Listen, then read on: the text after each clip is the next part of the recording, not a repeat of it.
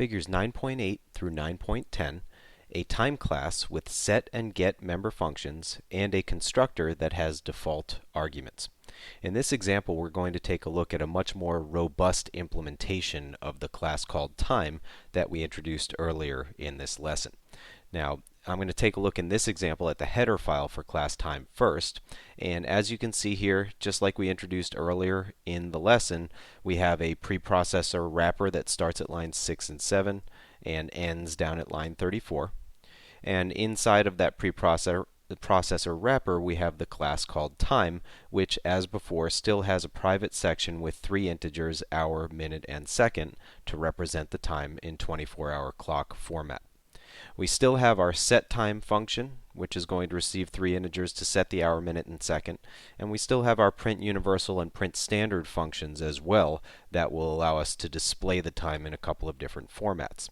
The things that are new are that we've changed how the constructor is defined.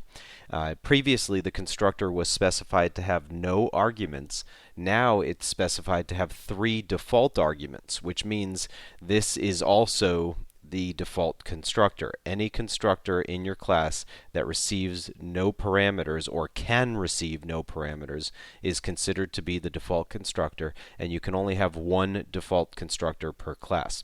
Now again, if you don't define any constructors in your class, the compiler will provide a default constructor that takes no arguments. If you define any constructors at all, the compiler will not provide one, which means if you want a default constructor for your class, you will need to provide one that can be called with no arguments. And when we specify the time constructor to receive 3 parameters, all with default values of 0, that is enabling us to call this constructor with no arguments, making it the default constructor, but we can also provide 1 argument for the hour, 2 arguments for the hour and minute, or 3 arguments for the hour, minute, and second. Now, in addition to the new time constructor, which we'll take a look at in just a moment, we have 3 new set member functions. We have set hour, set minute, and set second. And when you're building a robust class, it's not uncommon for various data members within your class to provide a pair of set and get member functions that allow client code to manipulate the data. Typically, the set member function is used to place a value into a piece of data in an object of your class, and it's also used to perform validation on that data to ensure that it keeps the object in what we like to call a consistent state. That is, all of the data inside the object is consistent with what that object is used for. In the case of the time, we want to make sure that the hour is always in the range 0 to 23. That keeps it consistent with what a time object is supposed to do. If we were to have an hour of 49, that wouldn't make sense for the purpose of using a time object. So set hour, set minute, and set second will each receive an integer representing the hour, minute, or second respectively, and we'll validate that data before allowing it to be placed into the variables hour, minute, and second. And separately at lines 22 through 24, we have the get hour, get minute, and get second member functions, and these are going to retrieve the values of the hour, minute, and second respectively. And towards the end of this example, we'll talk a little bit about software engineering with set and get member functions and how this can help us in terms of the implementation of our class. Now, let's take a look at the time.cpp file. In here, again, we want to take a look at the features that are new. So, for example, at line 14, we have our updated time constructor now that takes 3 integer parameters. Notice that we do not specify the default values here. The default values are specified in the time header file in the prototype for the time constructor. Now, you'll notice in the body of the time constructor that rather than setting the time directly, setting the hour, minute, and second directly, we call setTime to perform that task. And as a good programming practice and good software engineering practice, when you have a member function in your class that performs all or part of what another member function needs to do, you should just call it rather than redefining the code. Anytime you have multiple copies of the same code, you're more likely to have errors. You're more likely to, when you encounter an error, fix it in one place and not in another. So you want to minimize the total number of times that a particular statement or set of statements appears within your class, and to do that, you can call your class's other member functions. Now, the purpose of the time constructor is to ensure that we set the time from the moment that the time object gets created. So rather than duplicating what setTime does in the body of the time constructor, we simply call setTime to perform that task. Now, the setTime member function is the same thing as we had before in terms of its parameter list. It receives 3 integers to represent the hour, minute, and second. But now, rather than explicitly testing each value and doing the assignments in the body of the setTime constructor, we're following that good software engineering practice we just mentioned, which is to say, setHour already knows how to test the value of the hour, make sure it's valid, and assign that value to the hour data member. So rather than duplicating line 31 inside the setTime member function at line 23, we simply call setHour to perform that task. And similarly, we call setMinute and setSecond to set those data members as well. If you take a look at the set member functions for the hour, minute, and second, you can see that what they have in them is the same code that previously was in setTime in an earlier version of the time class in this lesson. So the hour is still being validated, checking to see if the hour is greater than or equal to 0 and less than 24. If it is, we assign the h hour value to the hour data member. Otherwise, as we said earlier in this lesson, we're assigning the value 0 to keep the object in a consistent state. However, here is a case where in the future we could add exception handling once we cover that in part 2 of this C++ Fundamentals live lesson. And rather than setting the data back to 0, we could quote-unquote throw an exception to indicate that a problem occurred. Similarly, we have the setMinute and setSecond member functions, and as they did the setTime function did previously, these two member functions validate the minute and assign the value to the minute variable, and validate the second and assign the value to the second variable respectively. The get member functions are relatively straightforward. Each one of them is part of the time class and returns an integer. GetHour simply returns a copy of the hour value. And I say a copy because we're not returning a pointer, we're not returning a reference, we're returning just the type int. And when you return type int, a copy of what your return value is gets made and returned back to the calling function. So we have getMinute and getSecond as well. And then we did modify how we implemented our printUniversal and printStandard functions. You'll notice that rather than directly accessing the hour, minute, and second data members, we're now calling getHour, getMinute, and getSecond in the body of printUniversal, and you can see that down here as well inside of printStandard, where any place we need to access a piece of data from the class, we're using a getMember function to grab the value of that data. And you may say, well, these member functions are part of the scope of class time. Why call getHour, getMinute, and getSecond, which adds function call overhead, when we can simply use hour, minute, and second directly? Well, a couple of issues here. One of which is making our class more maintainable, more modifiable, and more debuggable. If we know that the only places where we ever retrieve the hour, minute, and second are in the get member functions, and if we know that the only places we ever change the values of hour, minute, and second are in these set member functions, that helps us localize our debugging if something goes wrong when we set a value in the time class or get a value in the time class. So basically, if there's a problem with setting the hour and we get an invalid value, since the only member function that changes the value of the hour variable is setHour, the way we've coded this class, we can localize our debugging to setHour. If for some reason when we say to get the hour it retrieves the minute, Well, then we know, since getHour is the only member function that is going to access the hour piece of data, we can localize our debugging efforts into that getHour member function, and we can fix the bug in that one member function. So that's for debuggability.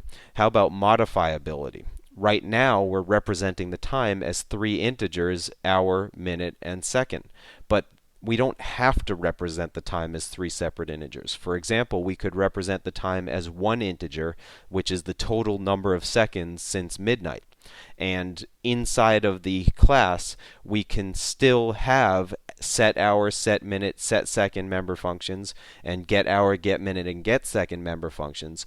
But their bodies would be more complex because in the case of the set functions, they would have to assemble, if you will, the hour, minute, and second value into the total number of seconds since midnight.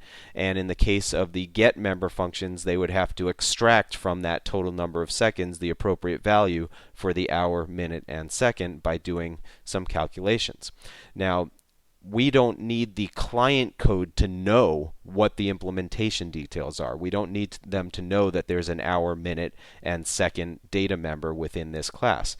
If we wanted to make the switch to total number of seconds since midnight, as long as we maintain the member functions setHour, setMinute, setSecond, getHour, getMinute, and getSecond with the same first lines that they have now, the client code can continue to use the time class just as it did before.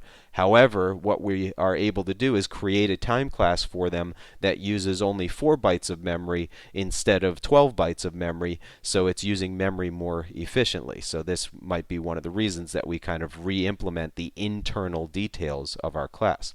Now, again, we would only have to modify the setHour, setMinute, setSecond, getHour, getMinute, and getSecond member functions.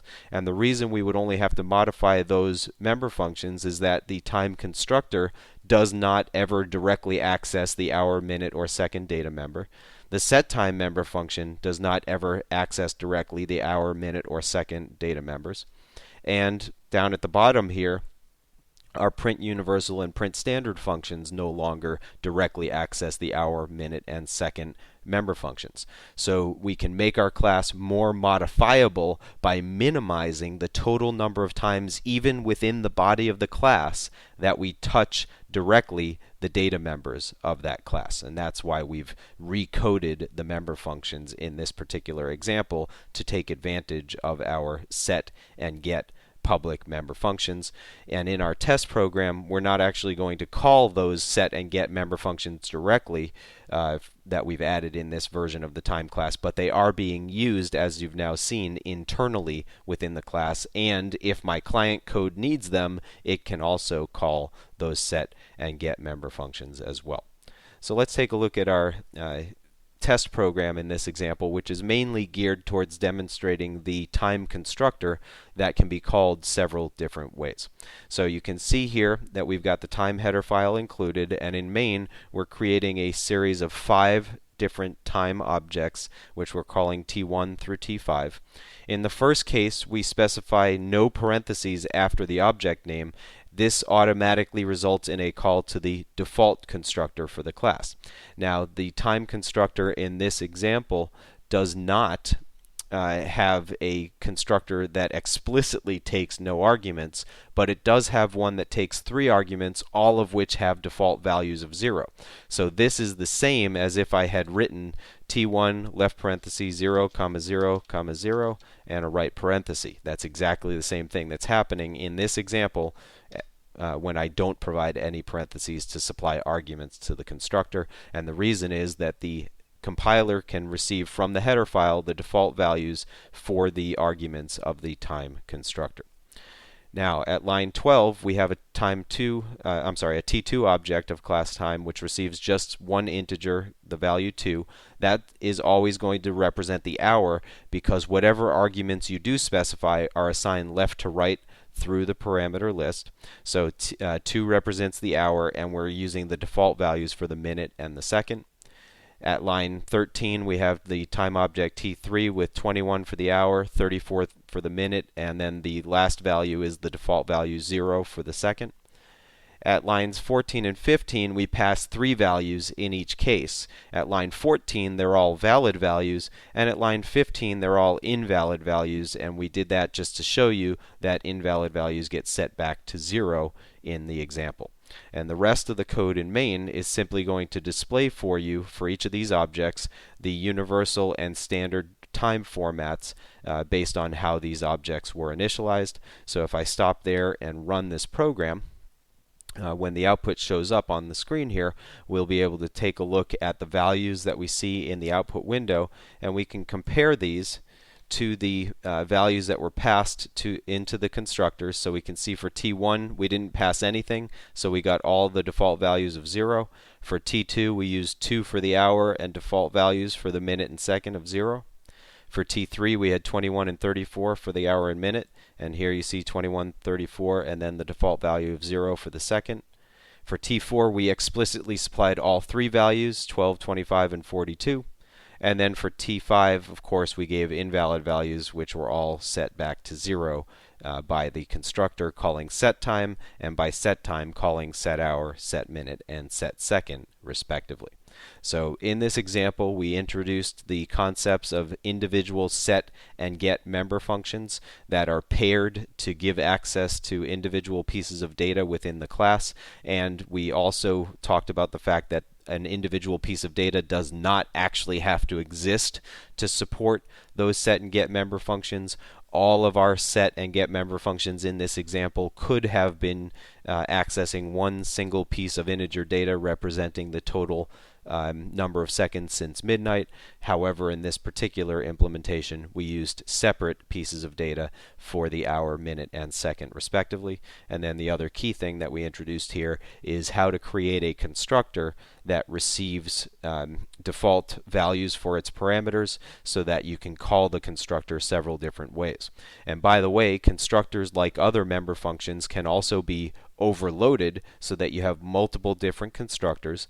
The only thing you have to make sure of is that the signatures of those constructors are different.